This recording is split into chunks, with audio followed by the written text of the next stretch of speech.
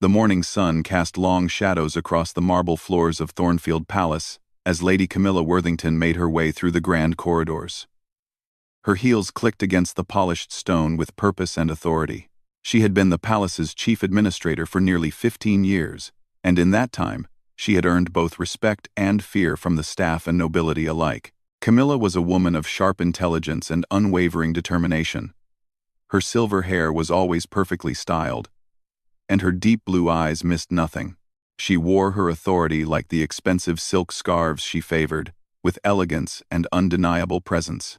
The palace staff knew that when Lady Camilla walked these halls with that particular stride, someone was about to face consequences.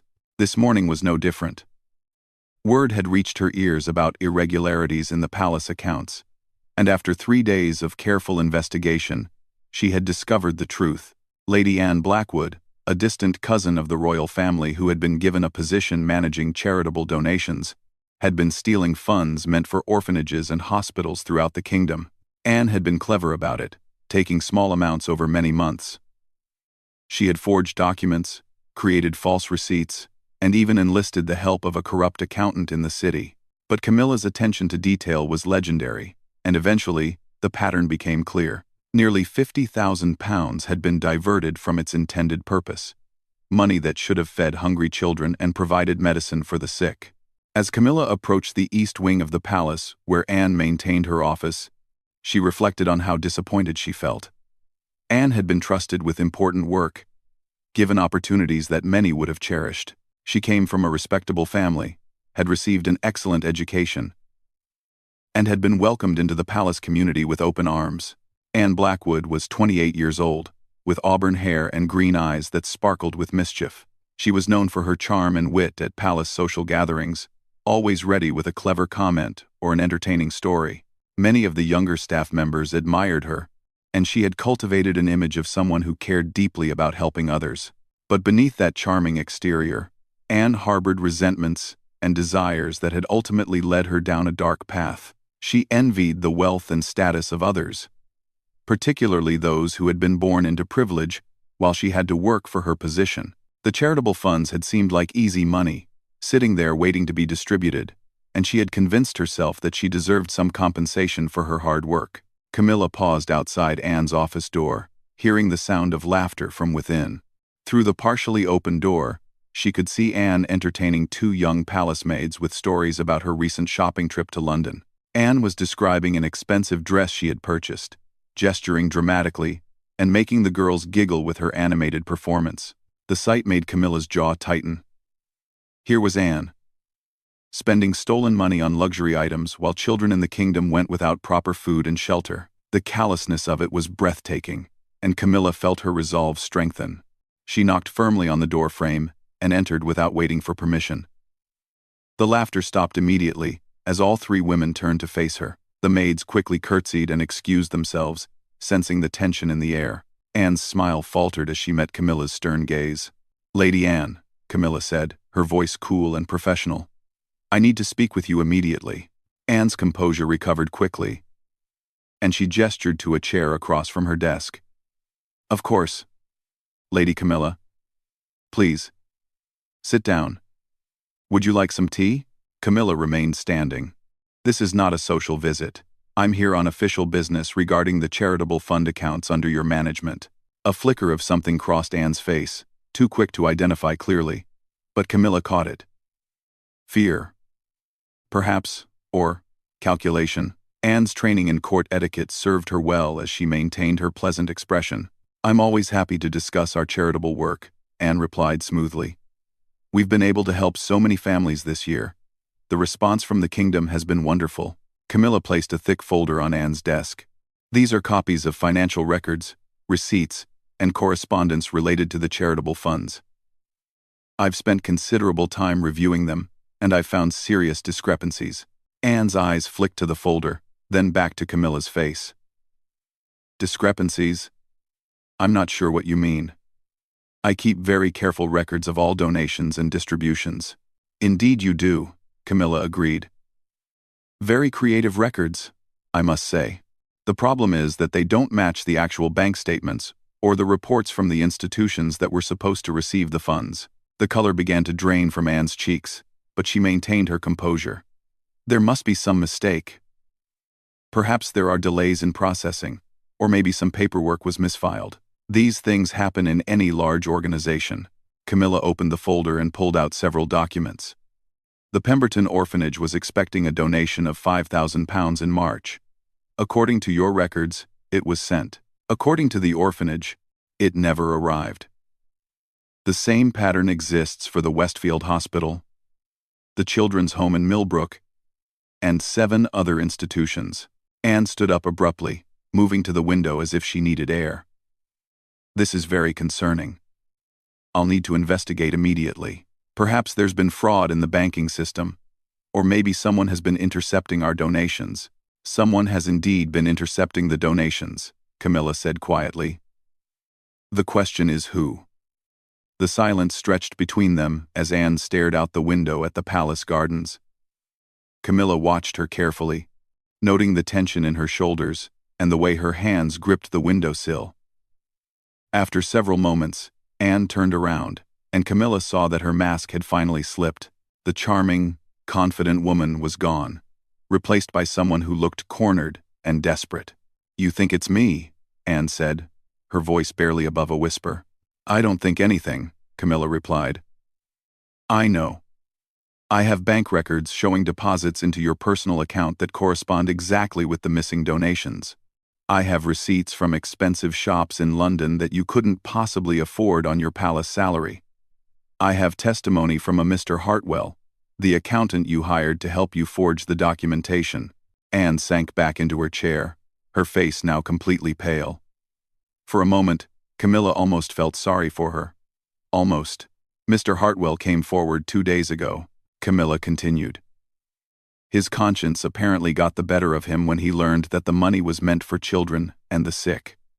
He provided complete details of your scheme, including copies of the false documents you asked him to create. The confession that followed was halting and filled with justifications. Anne spoke of feeling undervalued, of watching others live in luxury while she struggled to maintain appearances. She talked about the pressure to keep up with the social expectations of palace life, the expensive clothes and jewelry that were required for official functions. I was going to pay it back, Anne insisted, tears beginning to flow down her cheeks. I just needed time to establish myself, to find additional sources of income. I never intended for it to be permanent. Camilla listened without interruption, though she felt her anger growing with each excuse. The stolen money represented real suffering that could have been alleviated. Children who went to bed hungry, patients who couldn't afford medicine, families living in desperate poverty, while Anne bought silk gowns and diamond earrings. The total amount stolen is £47,832, Camilla said when Anne had finished speaking. Money that was donated by generous people who believed they were helping those in need. Anne's tears turned to sobs as the full weight of her actions crashed down upon her. Please, she begged. Give me a chance to make this right. I'll sell everything I bought. I'll work to pay back every penny.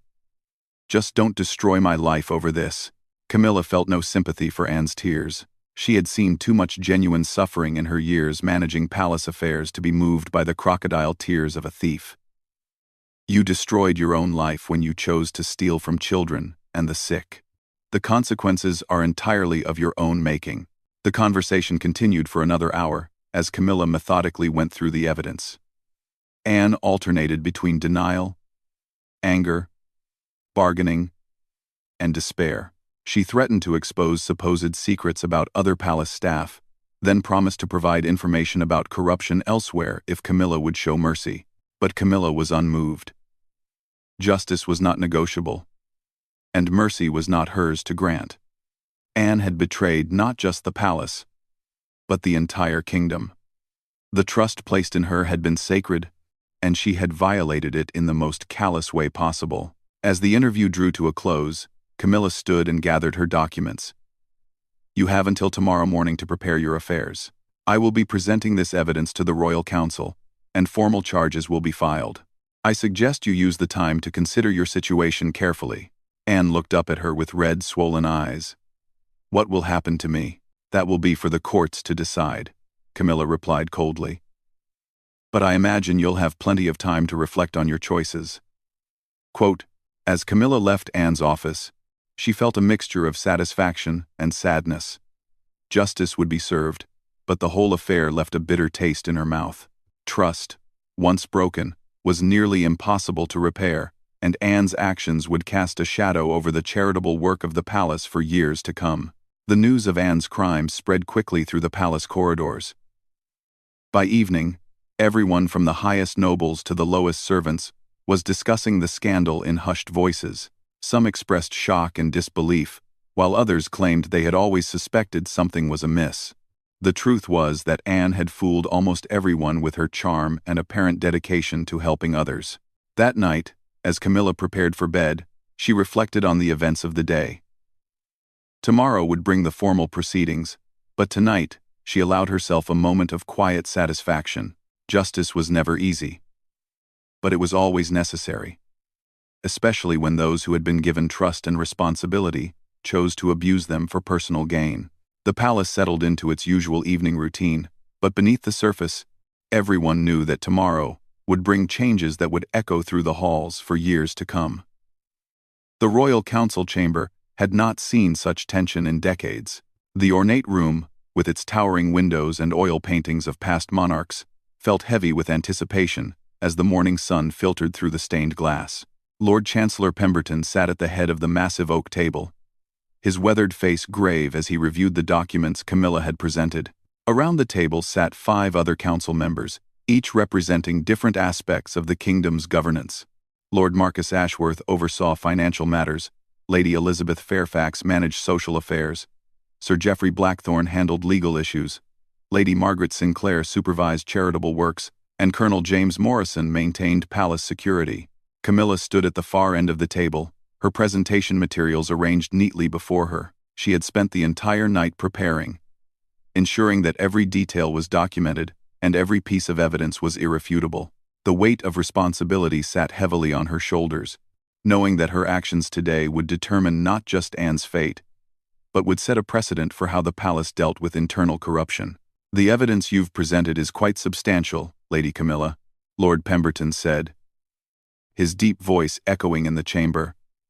Before we proceed, I want to ensure we have considered every possibility. Are you absolutely certain of these allegations? I am completely certain, Your Lordship, Camilla replied firmly. I have triple-checked every document, verified every transaction, and confirmed every discrepancy. Lady Anne Blackwood has systematically stolen nearly £50,000 from charitable funds over a period of 18 months. Lord Ashworth leaned forward, adjusting his spectacles as he examined a bank statement. The financial trail is indeed damning. These deposits into her personal account correspond exactly with the missing funds. There's no innocent explanation for this pattern. Lady Sinclair, who had worked closely with Anne on various charitable projects, looked visibly shaken. I find this very difficult to accept. Anne has always seemed so dedicated to helping others. Just last month, she organized that wonderful fundraiser for the flood victims. A fundraiser where she likely skimmed money from those donations as well, Sir Geoffrey interjected grimly. If she's been this bold with the established charitable funds, it's probable that her theft extends to other activities. Colonel Morrison had been silent during most of the discussion, but now he spoke up. From a security perspective, this breach represents a serious failure. If one person can steal this amount over such an extended period, what else might be happening that we don't know about? The discussion continued for another hour, as the council members examined evidence, asked probing questions, and debated the implications. Camilla answered each query with precision and patience, her years of experience evident in how thoroughly she had prepared for this moment. Finally, Lord Pemberton called for a brief recess to allow the council members to confer privately. Camilla was asked to wait in an adjacent chamber while they reached their decision. As she sat alone, she found her thoughts turning to Anne, wondering what the young woman was doing at this moment. Was she packing her belongings? Trying to flee? Or perhaps still hoping that somehow she could talk her way out of the situation? When Camilla was recalled to the chamber, She could see from the council members' expressions that a decision had been reached. Lord Pemberton stood as she entered, his face stern and formal. The Royal Council finds the evidence of theft and fraud to be overwhelming and indisputable, he announced. Lady Anne Blackwood is hereby stripped of her position and banned from any future service to the Crown. Criminal charges will be filed immediately, and she will be taken into custody pending trial. Lady Sinclair spoke up hesitantly. Given her family connections and previous service, might we consider allowing her to quietly resign and arrange private restitution? A public scandal could damage the reputation of the charitable programs. Absolutely not, Sir Geoffrey responded sharply. This theft represents a betrayal of the highest order. To handle it quietly would send a message that stealing from charity is acceptable if you have the right connections. Justice must be public and uncompromising. Colonel Morrison nodded in agreement. We also need to send a clear message to anyone else who might be tempted by similar schemes. Mercy in this case would be seen as weakness. Lord Pemberton looked to Camilla. As the person who uncovered this fraud, Lady Camilla, you will be responsible for formally notifying Lady Anne of the Council's decision and ensuring that she is properly escorted from the palace premises. Camilla felt a surge of both pride and apprehension. She had expected this responsibility, but the weight of it was still significant. I understand, Your Lordship. When should this take place? Immediately, Lord Pemberton replied. The longer we delay, the greater the risk that word will leak out and complicate matters. Anne must be removed from the palace today, and her access to any financial systems must be terminated immediately. As the council meeting concluded, Camilla gathered her materials and prepared for what would undoubtedly be the most difficult conversation of her career. She made arrangements for 2 guards to accompany her, both trusted men who understood the sensitive nature of the situation. Captain William Hartwell and Sergeant Thomas Brennan met Camilla outside Anne's office. Both were experienced palace guards who had served with distinction for many years. Captain Hartwell, a tall man with graying temples, had worked his way up from a common soldier through merit and dedication. Sergeant Brennan, shorter but powerfully built, was known for his level-headedness in difficult situations. Is she likely to cause trouble? Sergeant Brennan asked quietly. I honestly don't know, Camilla admitted. Yesterday she was desperate but still seemed to hope she could find a way out. Today she might be more dangerous if she feels completely cornered. Captain Hartwell nodded grimly. We'll be ready for any eventuality. Has she been informed that the council was meeting? No, Camilla replied. I thought it best to let her wonder rather than give her time to prepare arguments or possibly flee. As they approached Anne's office, they could hear voices from within. Anne was speaking with someone, her tone animated and cheerful, completely at odds with the gravity of her situation. Camilla knocked sharply on the door and entered without waiting for permission. Anne was seated at her desk, sorting through papers, while a young clerk named Peter stood nearby with a stack of documents. Both looked up in surprise as Camilla entered, followed by the 2 guards. Lady Anne, Camilla said formally, I need to speak with you privately regarding the Royal Council's decision about your case. Peter looked confused and started to ask a question, but Anne quickly dismissed him. Please take those letters to the main office, Peter. I'll review them later. Number 3rd. Number 3rd. Number 3rd. Number 3rd. Number 3rd. And Leader Franz. Number 3rd. Number 3rd.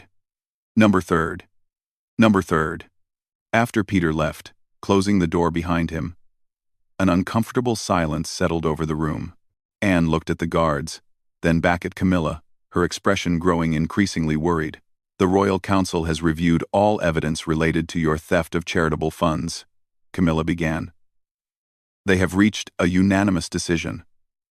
Anne stood up slowly, her hands trembling slightly. And what is that decision? You are immediately dismissed from your position and banned from any future service to the Crown. Criminal charges will be filed today, and you are to be taken into custody pending trial. The color drained completely from Anne's face, and for a moment Camilla thought she might faint, but instead of collapsing, Anne's expression hardened into something cold and defiant. This is ridiculous, Anne said, her voice gaining strength. You have no real proof of anything. Some accounting discrepancies don't prove theft. Any competent lawyer will tear your case apart. Camilla remained calm. We have bank records, forged documents, and testimony from your accomplice.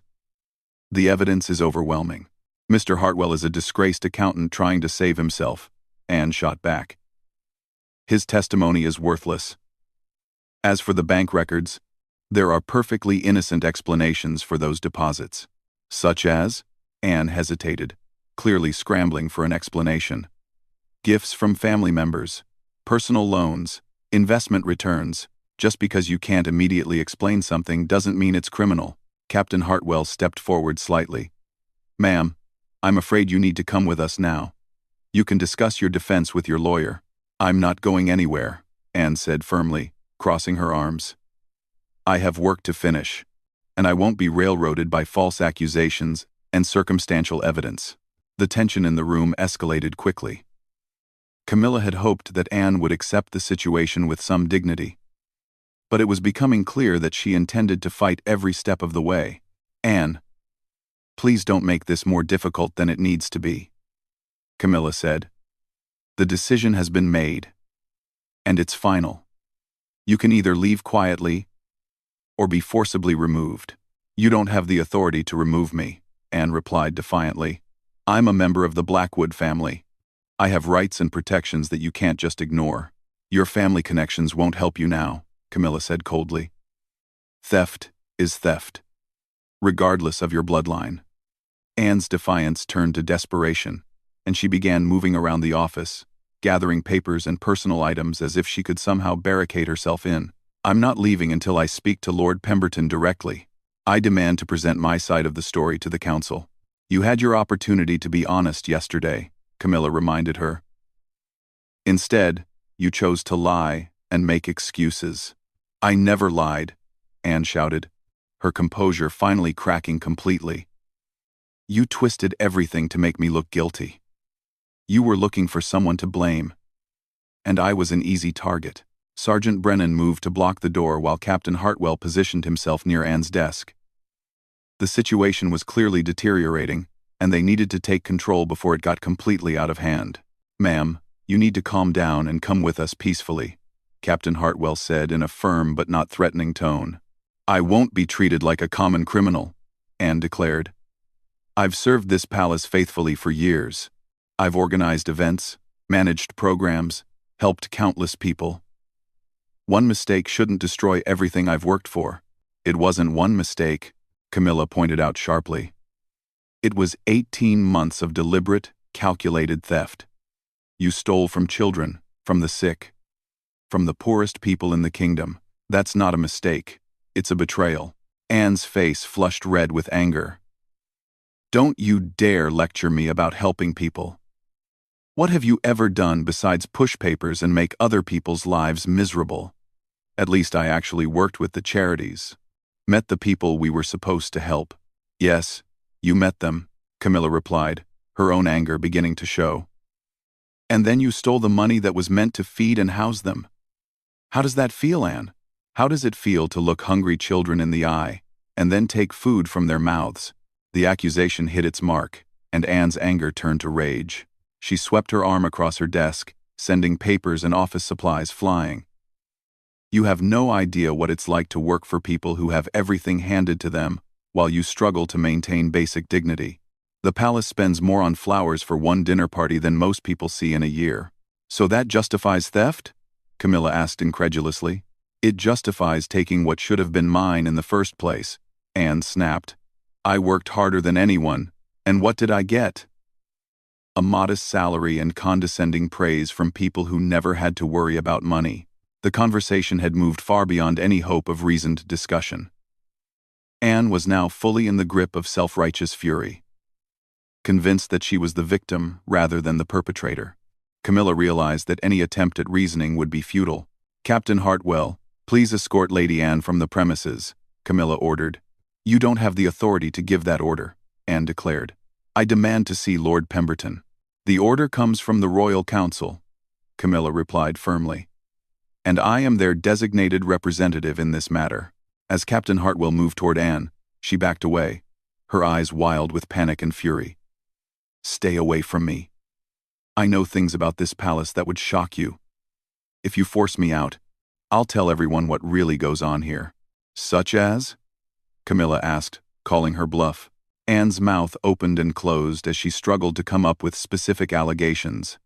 It was clear that her threats were empty, born of desperation rather than actual knowledge. I know about the irregularities in other departments," she stammered. "Financial irregularities that make my situation look trivial. Quote, if you have evidence of other crimes, you should present it properly," Camilla said. "But that doesn't change what you've done." The standoff continued for several more minutes, with Anne growing increasingly erratic and the guards growing increasingly concerned about having to use force. Finally, Camilla made the decision that would echo through the palace for years to come. She walked to the door, opened it, and called out in a voice that carried clearly down the corridor. "Guards, I need additional security in Lady Anne's office immediately."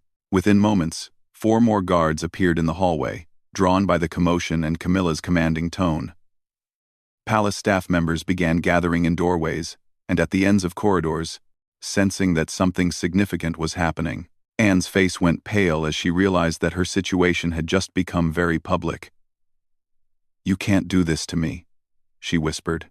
"I'm doing exactly what needs to be done," Camilla replied firmly. "Justice doesn't depend on what's convenient or comfortable." The presence of additional guards in the hallway had created exactly the kind of public spectacle that Camilla had hoped to avoid, but Anne's defiance had left her with no choice.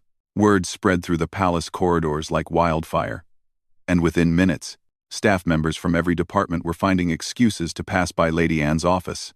Kitchen maids carrying breakfast trays walked more slowly than necessary. Footmen discovered urgent business in nearby rooms. Even some of the minor nobles who resided in the palace made appearances, their curiosity overcoming their usual discretion. The elegant corridors of Thornfield Palace had become a stage for a drama that would be remembered for generations. Inside the office, Anne had positioned herself behind her desk, using it as a barrier between herself and the guards. Her earlier composure had completely shattered, replaced by a mixture of rage, fear, and desperate calculation. She kept glancing toward the window, as if contemplating some impossible escape. "This is your final opportunity to leave with whatever dignity you have remaining," Camilla said, her voice carrying clearly through the open door. "Every moment you delay makes this more humiliating for yourself and more disruptive for the palace." "Humiliating?" Anne laughed bitterly. "You've already destroyed my reputation, my career, my entire life. What more can you possibly do to humiliate me?" "Considerably more than you might imagine," Camilla replied coldly. "But that's your choice to make." Captain Hartwell had been joined by Lieutenant David Morrison, Colonel Morrison's son, and 2 additional guardsmen. The small office now felt crowded and tense, with 6 people packed into a space designed for quiet administrative work. The contrast between the delicate furnishings and the armed men created an surreal atmosphere. Anne's eyes darted between the guards and Camilla, her mind clearly racing as she searched for some way out of the situation. "You're all making a terrible mistake," she said, though her voice had lost much of its earlier conviction. "When the truth comes out, you'll regret treating me this way." Speaker 75, "The truth is already out," Lieutenant Morrison said quietly.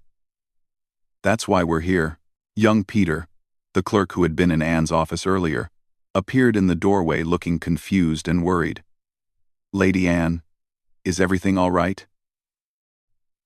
"People are saying—" "Peter, stay back," Captain Hartwell ordered firmly. "This is official palace business." The young man's eyes widened as he took in the scene. Anne, looking disheveled and desperate. Multiple guards positioned around the room, and Lady Camilla standing with the unmistakable bearing of someone conducting official business. He quickly retreated, but his presence had reminded everyone that this spectacle was being witnessed by the entire palace community. Lady Margaret Sinclair arrived in the hallway, having heard about the commotion from her own staff. As a member of the Royal Council who had worked closely with Anne on charitable projects, she felt a responsibility to witness what was happening. Her presence in the corridor gave the gathering crowd a sense of official importance that elevated the drama from mere gossip to significant palace history. "Anne," Lady Sinclair called out from the doorway. "Please, don't make this any more difficult than it needs to be. You're only hurting yourself by resisting." Anne's face brightened momentarily, as if she saw Lady Sinclair as a potential ally. "Lady Margaret, thank goodness you're here. Please tell them that there's been a misunderstanding. You know how dedicated I've been to the charitable work. You know I would never intentionally hurt anyone." Lady Sinclair's expression was sympathetic, but firm. "I know you've done good work in the past, Anne. But that doesn't change what's been discovered. The evidence is overwhelming." "Evidence can be fabricated," Anne insisted desperately. "Documents can be forged. Bank records can be manipulated. You can't condemn someone based on paperwork alone." "The paperwork you forged was quite sophisticated," Camilla interjected. "Mr. Hartwell was very impressed with your attention to detail when he testified about helping you create false receipts." Anne's face contorted with fury at the mention of her accomplice. "Hartwell is a liar and a coward. He's probably made up stories about me to get a lighter sentence for his own crimes. His testimony is corroborated by physical evidence," Camilla reminded her. "Your personal bank statements, your shopping receipts, your own handwriting on the forged documents." The crowd in the hallway had grown larger and more diverse.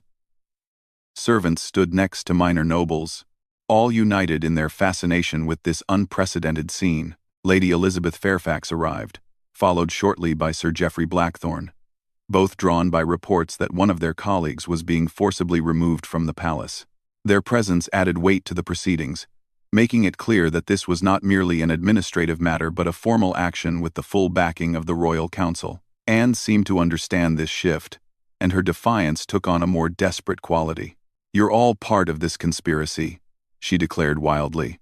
"You needed a scapegoat for your own failures, and you chose me because I don't have powerful family connections to protect me. Your family connections are precisely why this is so disappointing," Sir Geoffrey said from the doorway. "The Blackwood name has been associated with honor and service for centuries. You've brought shame upon a proud heritage." The mention of her family heritage seemed to strike Anne more deeply than any other accusation. For the first time since the confrontation began, tears appeared in her eyes, though they seemed to be tears of anger rather than remorse. "My family heritage?" She laughed bitterly. "My family heritage is a legacy of serving people who never appreciated our sacrifices. Generations of Blackwoods have given their lives in service to the crown, and what do we have to show for it?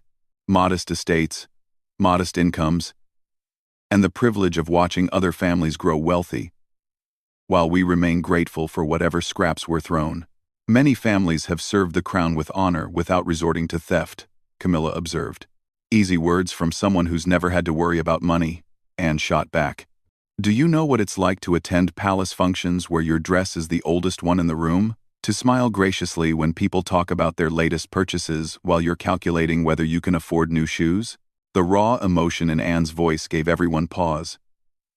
For a moment, there was almost sympathy for her position, an understanding of the pressures and frustrations that had led to her downfall. But the sympathy was short-lived as people remembered what she had stolen and from whom. "Financial pressure doesn't justify stealing from hungry children," Lady Margaret said firmly. "I've had financial difficulties myself at times, but it never occurred to me to take money meant for charity." Anne's expression hardened again. "Of course it didn't. You have family wealth to fall back on. You have investments and properties and connections that ensure you'll never face real hardship. It's easy to be moral when you're comfortable." The philosophical debate might have continued indefinitely, but Camilla recognized that the situation had moved beyond rational discussion. Anne was using her grievances as a way to avoid facing the consequences of her actions, and every minute of delay was making the spectacle more disruptive to palace operations. "Captain Hartwell," Camilla said in her most authoritative voice, "the Royal Council has ordered Lady Anne's immediate removal from palace premises. Please carry out that order." "Yes, ma'am," Captain Hartwell replied formally, stepping toward Anne's desk. Anne backed away, her voice rising to a shout. "Don't you dare touch me! I'm a lady of noble birth, and I won't be manhandled by common soldiers. You ceased to be a lady when you chose to become a thief," Camilla replied sharply. "And these are not common soldiers. They are guardsmen of the royal household, carrying out lawful orders." The confrontation reached its climactic moment as Anne realized that she had run out of options. Her back was literally against the wall, with guards positioned to prevent any escape. The crowd in the hallway had grown silent, sensing that they were witnessing something that would be talked about for years to come. In that moment of silence, Anne made one last desperate attempt to regain control of the situation. "I demand trial by combat," she declared suddenly. "As a member of the nobility, I have the right to defend my honor through arms." The absurdity of the declaration caught everyone off guard. Trial by combat had been abolished decades ago.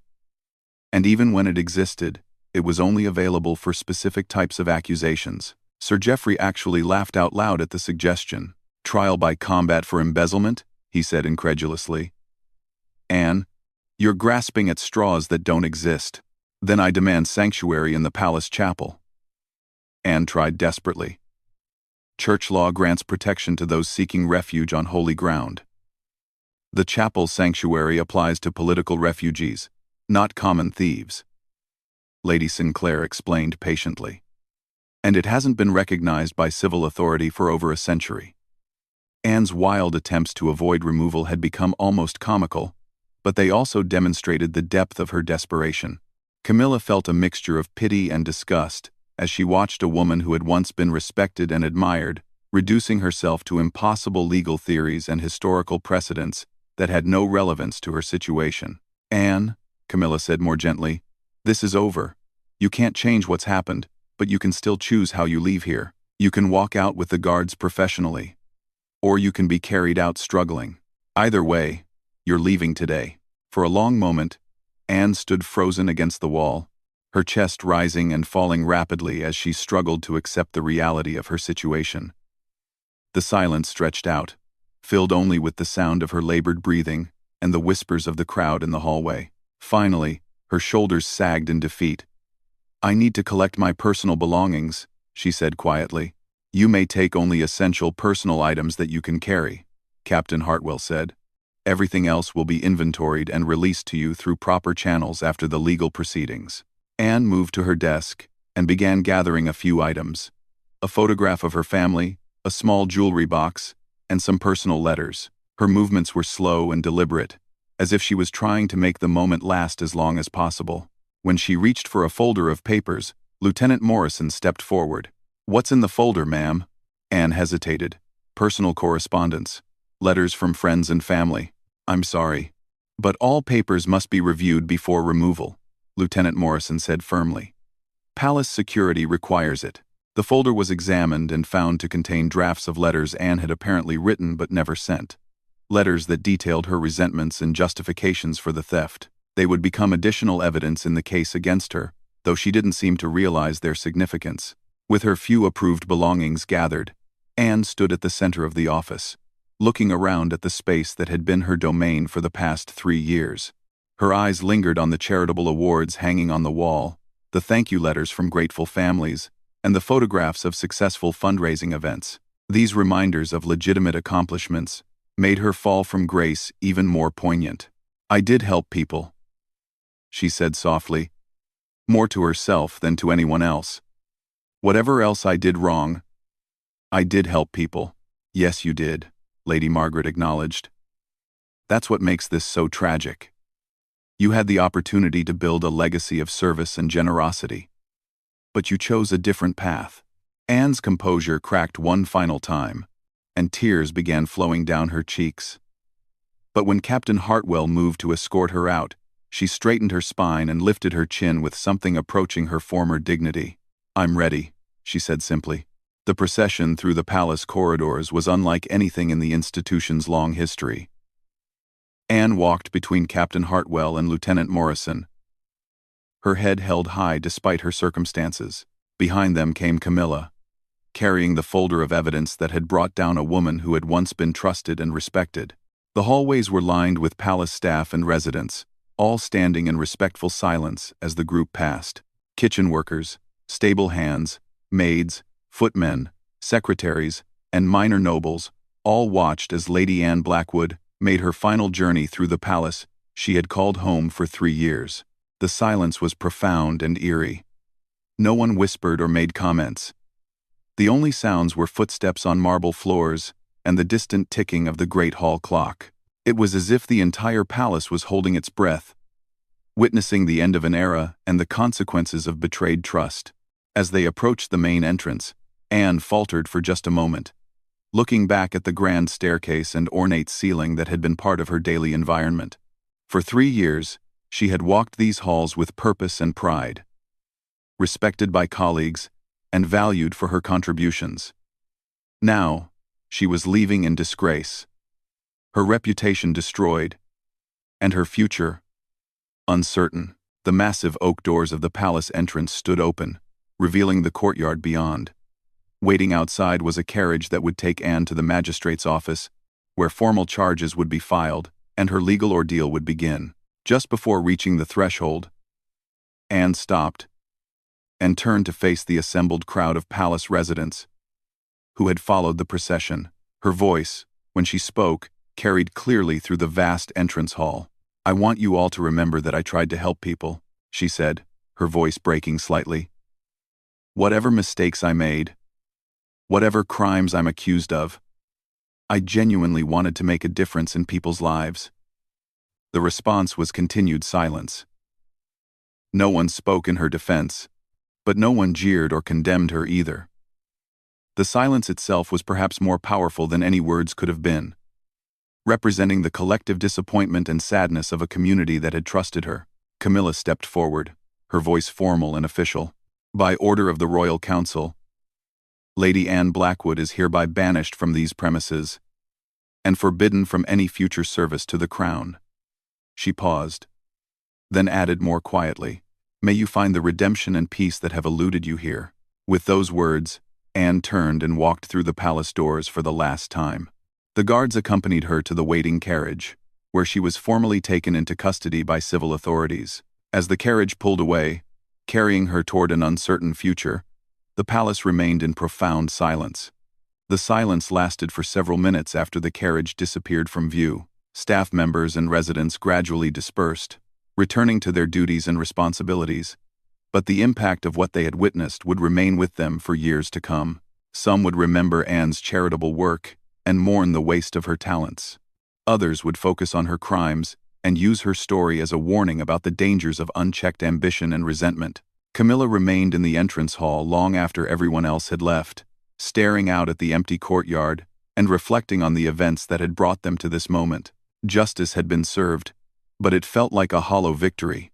A promising career had been destroyed, trust had been broken, and the palace community had been forced to confront uncomfortable truths about human nature and the corrupting influence of financial pressure. In the months that followed, Anne's trial would become a sensation throughout the kingdom. The details of her theft and the dramatic circumstances of her removal from the palace would be reported in newspapers and discussed in drawing rooms across the land. She would ultimately be sentenced to 7 years in prison, with the requirement that she make full restitution to the charitable organizations she had robbed. But that afternoon, as the palace slowly returned to its normal routines, the silence that had marked Anne's departure lingered in the corridors and chambers where she had once worked. It was a silence filled with lessons about trust, responsibility, and the consequences of choices that seem small at first but grow into disasters that destroy lives and institutions. The charitable programs Anne had managed would eventually be reorganized under new leadership, with additional oversight and safeguards to prevent future theft. The money she had stolen would be recovered through the sale of her personal property and family assets, ensuring that the intended recipients would eventually receive the help they had been promised. Lady Camilla Worthington would be praised for her diligent investigation and decisive action, though she took no pleasure in the recognition. She had done her duty, but the cost in human terms weighed heavily on her conscience. In the years that followed, she would often think about that moment of profound silence as Anne left the palace, wondering if there had been any way to prevent the tragedy that had unfolded. The palace itself would recover from the scandal, as institutions always do. But the memory of that silence would serve as a reminder to future generations that trust, once broken, is nearly impossible to restore. Anne Blackwood's name would become synonymous with the dangers of allowing personal resentments to overcome professional duty. A cautionary tale told to new staff members as they began their service to the Crown. And sometimes, in the quiet hours of evening when the palace settled into its nightly routine, older staff members would remember that profound silence and reflect on the fragility of reputation, the weight of responsibility, and the importance of choosing honor over personal gain, no matter how great the temptation or how justified the grievance might seem.